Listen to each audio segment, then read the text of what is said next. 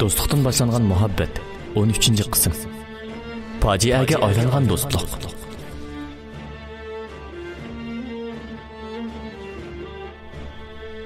Menga bir notunush nomerdan qisqa uchur keldi. U yilqi oldingi qitimda 2 qitim uchur kelgan nomer edi. Men darhol uchurni echib qaradim. Uchurda mundaq yozilgan edi. Yaqin do'stlaringning nimalarni deyishib, nima planlarni tuzatganligini bilmoqchi bo'lsang, oldingi qitim sen Leylini izlab qolgan musiqalik tomoxonaning 2-qavatidagi karaokexonaning alohida a'zolar 16-nomerlik ayrimxonasiga kirgan. Yaxshi ko'rgan qizing, yaqin do'stlaring sana nima planlarni tuzatgandi, a? Beshinga yana nima kunlar kela? Bechora boyqosh. Uchurning mazmuni mushundaq yozilgan edi.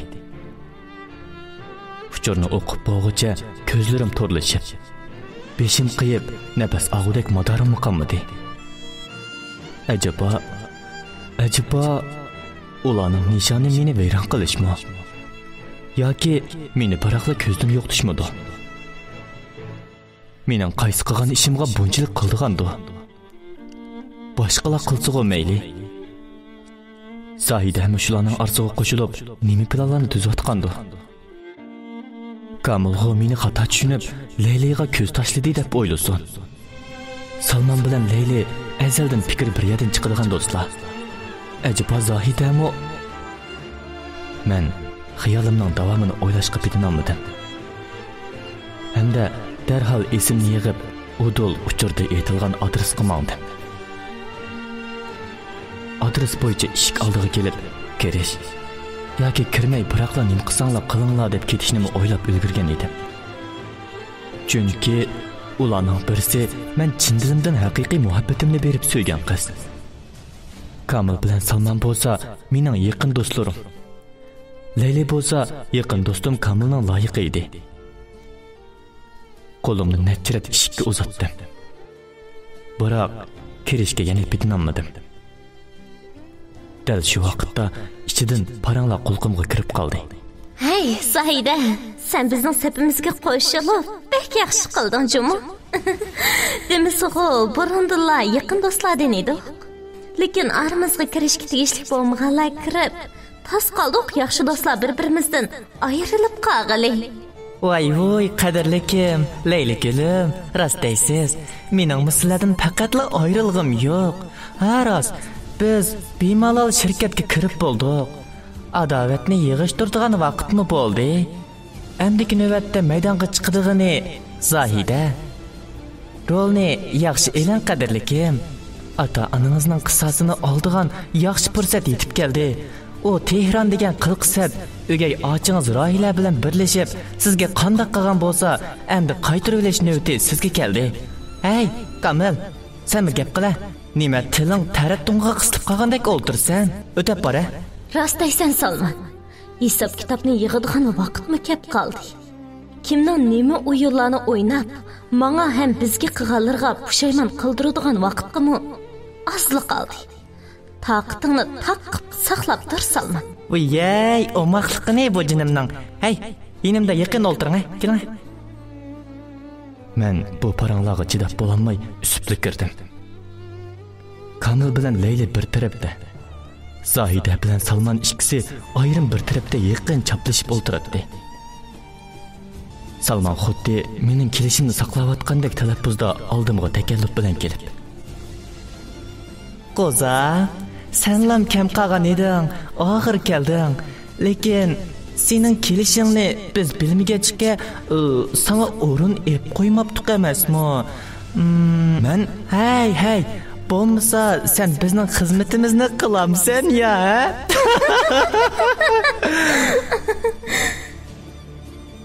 Salman, kelib o'ltir. Taklif qilingan mehmonga gap qilib avar bo'lma. Kamil, Salman, yana Leyli, Zahida, sizlarga deb qo'yay. Qanday o'yinlaringlar bo'lsa tez yig'ishtiringlar. Aqltiga ega bo'lamaysizlar. Voy, bu yerga kelibmi, bizga boshliqlik qilaman demdi nima? Shu emasmi? Voy, boshliqligingizni bu yerda qilmay, shirkatda qiling. Zahida, ko'rdingmi? boshquribman deydi. Leyli, bu sizning nima deganingiz? Men Bo'ldi bas. Beshimni og'ritib mingani yeb bo'layli dedinglar. Sizlar paranglashinglar. Ko'zimga sig'maydigan ba'zi bir chaqirilmagan mehmonlar ketguncha men sirtga chiqib turay. Zahida shundoq debla oldi keyniga qarmay udul chiqib ketdi. Meningmi bu yerda turg'uchilikim qolmagan edi. Men Zahidaning orqasidan chiqdim. Zahidaning orqasidan yugurib berib qo'ldan tortdim. Ikkimiz ozroq paranglashgan bo'ldik. Biroq Zahidaning menga qaraydigan ko'zimi yo'q edi. To'satdanla yonimizda o'lgur Salman paydo bo'ldi. Oyey, Zahida jinim, sizni taratonga tushib ketgan bo'lsa tartib olay deb chiqsam, bu yerda buning bilan paranglashib turibsiz-ku. Bu qon tusungan qush sizga nimalarni bildirdi ekan? Chiroyingiz boshqacha turdi-ku. Ey, mundaq qiling, yig'ildingizmi? Buloqda ko'zlaringizdan yosh chiqarmang bo'lamdi, ha? Salman. Bo'ldi Salman. Oyey, qo'limni ishtirmang. Ba'zilarning oldida o'yin qo'yib bermayli. Hey, yuring, kirib ketaylik. Balalar saqlab qoldi. Salman, o ishplas. Zahidaning mo'yiga chiqilgan bo'lsang, ko'rgingni ko'rsa. Hey, Tehron. Sana men nima desam bo'la? Men qara qo'zam. Sening Zahida bilan hech qanday aloqang qolmadi. Qancha dard faryod o'qisangmi beka? Zahida, agar Tehronning o'rnida men bo'lgan bo'lsam, sizni peshimda ilib ko'targan bo'lardim.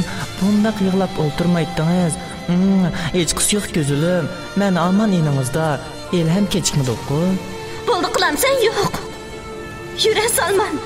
Beshimni bekla og'ritib etdinglar. Bo'ldi biz kirib ketaylik. Men gap qilishimni ulgurmayla ko'z oldimda Zahida bilan Salman qo'llarini bir-biriga giralashtirib ketyotdi. Bu ko'rinishni ko'rib, men g'ururimning ustiga dastlab chidab turdim. Biroq bir o'g'il bola bo'lish suftim bilan meni ojiz ahvolga tushirib qo'ygan har bir odamdan cho'qim hisob kitobimni olmay qo'ymaydi. Men cho'qim Zahidaga o'zimni aqlashim, bizning muhabbatimiz, bizning do'stligimizga hech qanday soxtalik, ilmiy kirlar, ham maqsadlarning aralashmag'ini cho'qim isbotlashim kerak edi. Shunlashqa menga chidab turishdan boshqa nima amal bor? Hozir menga hech kim ishonmasa, men bu nesbaskan o'lgur joydan chiqib, yiliq uchur yo'llangan notanish nomerni tekshirish uchun tijorat soliga keldim. Demisimi, faqat mushu o'lgur nomerning sababidan beshimga kelgan ishlar oz emas edi. Hamma ishlarning boshlanishi bo'lgan bu telefon nomerining egisini tepib olsam, qanday qilib o'tishimni o'zimni faraz qila olmaydim. Men tijorat soliga keldim. Mulozimatchi xodimning oldiga kelib, bu nomerni onunga berdim. Biroz vaqtdan keyin odamning og'ziga kelmaydigan uzun ham qamlashmagan ismdan birini dedi. Bizning tunishlarimizning orasida bunday ismlik odam bo'lmag'achqa, men birdan o'ylanib turib qoldim. Tuyuqsiz mulozimatchi xodimning oldida turgan kompyuter ekranidagi bu nomerning egasining kimlik suratiga ko'zim tushdi. Ve derhal esimga Rahilaning dadisi keldi. Men mulozimatchi xodimga rahmat aytib chiqib ketdim. Bu nomerga telefon urdim. Biroq bu nomer etik turadi. Xeyli uzoqcha telefon qilgan bo'lsam-mu, telefon izchil etik holatda edi. U odam oldida bu shahardan ketaman deganda qiladi. Lekin nemishqa bugun bizning bolalarning uyiga borganligini qanday bilgandi? Acaba bu ishning orasida bu odamning qo'li bormidi? Men shularni o'ylab tursam, Kamildan menga telefon kelishga boshladi. Men olmadim. Lekin qayta o'rayvergachga jiddiy bir ish bo'lib qolsa, yoki Zahidaga bir ish bo'lib qolgan bo'lsa, shuni o'rdim yo deb telefonni oldim. Tehron, sen nada? Sening yurging ajab yo'qnab ketibdi. Nima ish qilayotgan bo'lsang qo'yib, darhol shirkatga kel. 5 minut qolmay o'lib bo'l, ha? O shundoq debla telefonni qo'yibdi. Men gangrabli qoldim. Shirkatga berish xo'shyoqmisimi, nemish bo'lganligini bilish maqsadida shirkatga keldim. Men kirishimga Kamil gap boshladi. O nomussiz, senmi do'st bo'ldingmi?